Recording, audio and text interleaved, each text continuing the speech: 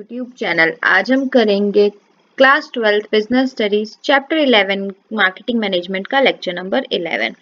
आज के लेक्चर में जो हम टॉपिक कवर करेंगे वो होगा pricing concepts and factors.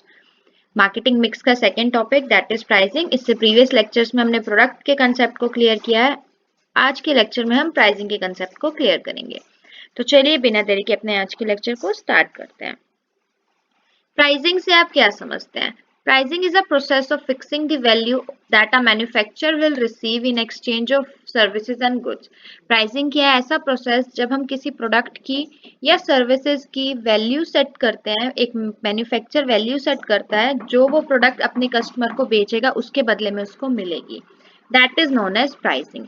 Pricing method is exercised to adjust the cost of producers offering suitable to both the manufacturer and the customer. Pricing method जो है वो एक ऐसा मेथड है जो हेल्प करता है प्रोड्यूसर को एक सुटेबल प्राइस को सिलेक्ट करने में, जो कि consumer as well as producer को दोनों के लिए ही क्या हो, इन बजट हो।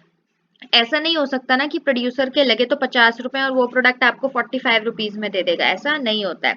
वो प्रोडक्ट बेशक से वो 55 में बेच देगा, अपना 5 रुपए का प्रॉफिट अर्न कर लेगा, लेकिन उसको कम में कभी नहीं बेचेगा। तो ये सब क्या होता है, ये प्राइसिंग कंसेप्ट के अंदर आता है जो हर मैन्युफैक्चरर को अपने माइंड में रखना पड़ता है before deciding the price of its product. The pricing depends of the companies average price. जो प्राइसिंग है वो कंपनी के एवरेज प्राइस पे डिपेंड करती है।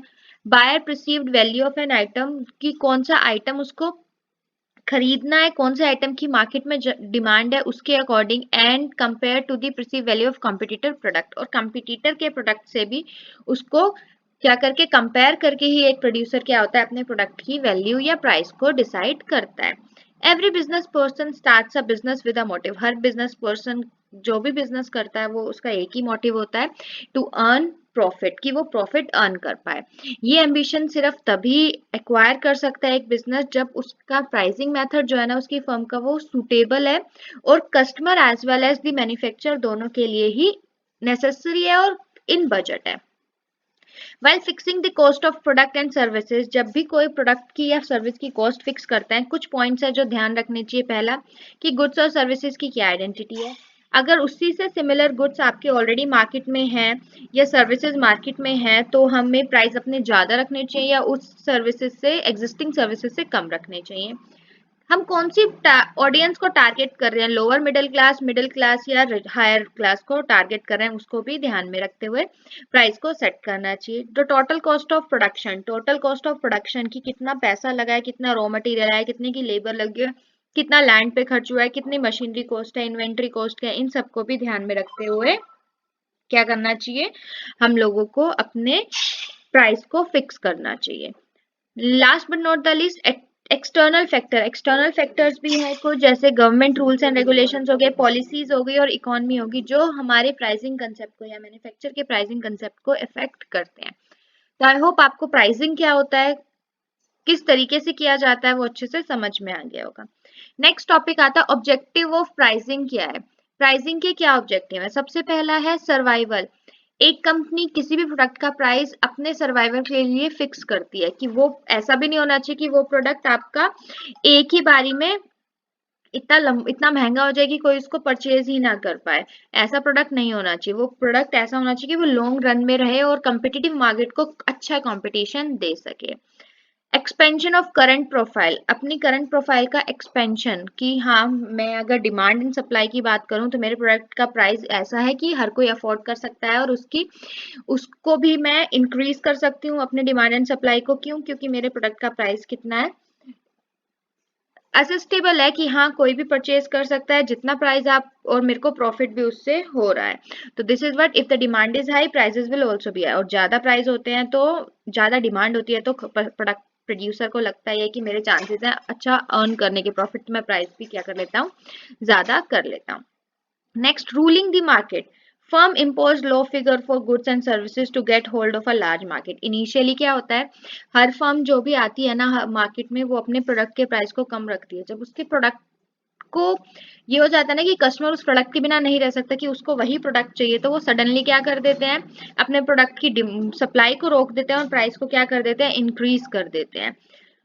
ये क्या होता है, ये तरीका होता है मार्केट पे रूल करने का, और यही टेक्निक जो होती है हेल्प करती है सेल्स को इंक्रीज करने में बाय इंक्रीजिंग द डिमांड, और प्रोडक्शन कॉस्ट जो होती है वो भी क्या हो जाती है, कम हो जाती है।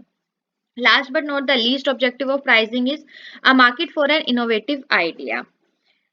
Here, the company charge a high price for their product and services that are highly innovative and use cutting-edge technology. The price is high because of high production cost. Mobile phone, electronic gadgets are few examples. जब भी कोई innovative idea आता है ना, जब भी कोई change आता है टेक्नोलॉजी में, तो ऑब्वियसली उस चीज का प्राइस क्या होता है, हाई होता है। अब देखिए आईफोन्स जो है बाहर की कंट्रीज में वो बजटेड प्राइस में मिलते हैं, लेकिन वो इंडिया में आते आते वो इतने कॉस्टली हो जाते हैं कि वो 1 लाख क्रॉस कर जाते हैं। क्यों? पहला, ऐसी टेक्नोलॉजी हमारे पास नहीं है। दूसरा, जब हम उसको इंपोर्ट करते हैं तो उसमें बहुत सारे चार्जेस लग जाते हैं, जो कि यहाँ पे जो परचेज कर रहे हैं उसके जो परचेजर है उसमें क्या कर देते हैं, उसको इंक्लूड कर देते हैं। फिर उनकी मेंटेनेंस, उनके स्टोर वगैरह सबकी कॉस्ट भी क्या होती है, उसी प्राइस में इंक्लूड कर देते हैं। तो जितने भी इलेक्ट्रॉनिक गैजेट है ना, क्यों उनमें हर रोज नया चेंज आता है, तो वो क्या होते हैं, कॉस्टली होते हैं।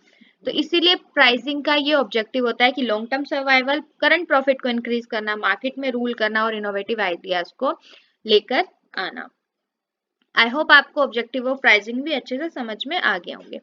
नेक्स्ट है factor determining fixation of price. कौन से फैक्टर्स हैं जो डिटरमाइन करते हैं प्राइस के फिक्सेशन को, कि प्राइस किन किन फैक्टर्स को ध्यान में रख के एक कंपनी फिक्स करती है। सबसे पहला है कॉस्ट ऑफ प्रोडक्ट, की कितनी कॉस्ट लगी है, कितना पैसा लगा है एक प्रोड्यूसर को उस प्रोडक्ट को प्रोड्यूस करने में। दो तरह की कॉस्ट होती है, एक फिक्स्ड कॉस्ट, एक होती है वेरिएबल कॉस्ट। फिक्स्ड कॉस्ट में आपका आ जाता है बिल्डिंग का rent, salary of permanent staff etcetera, और वेरिएबल कॉस्ट में आ जाता है मटेरियल, लेबर, रॉ मटेरियल कितने का परचेज हुआ।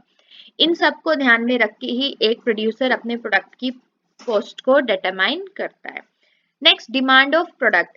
जितनी ज्यादा डिमांड होगी उतना ही उस प्रोडक्ट की क्या होगी, उस प्रोडक्ट के प्राइस को बहुत सोच समझ के रखना पड़ेगा।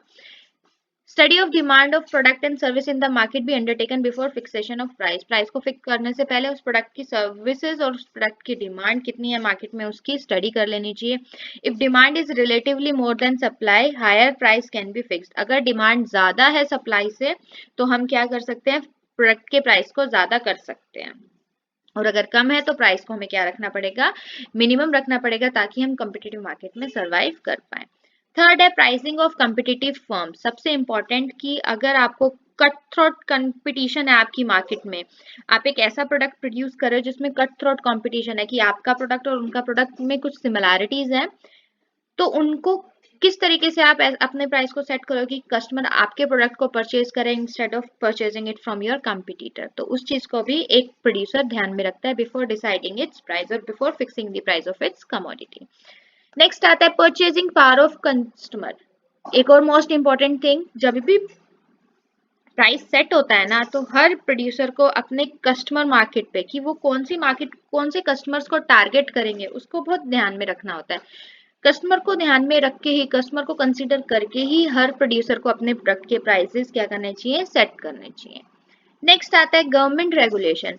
If the price of commodity and services is to be fixed as government regulation, it should also be borne in mind. अगर गवर्नमेंट के रेगुलेशंस के अकॉर्डिंग प्राइस को फिक्स करना है, तो उनकी सारी रेगुलेशंस को भी एक प्रोड्यूसर को ध्यान में रखना पड़ता है।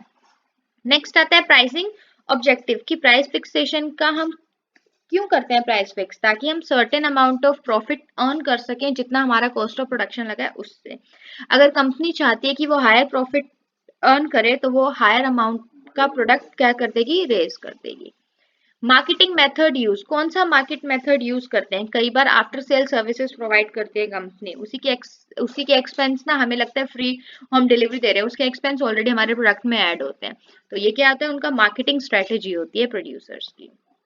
Last but not the least, already हमने कर लिया था government regulations, government and legal regulation. General public को के इंटरेस्ट को, मतलब कस्टमर के इंटरेस्ट को सेफगार्ड करने के लिए ना, गवर्नमेंट कुछ राइट्स डिस्क्लेमर कर देती है कि इस प्राइस से ज्यादा ये प्रोडक्ट की प्राइस नहीं हो सकते, ताकि एसेंशियल कमोडिटीज को हर कोई परचेज कर सके।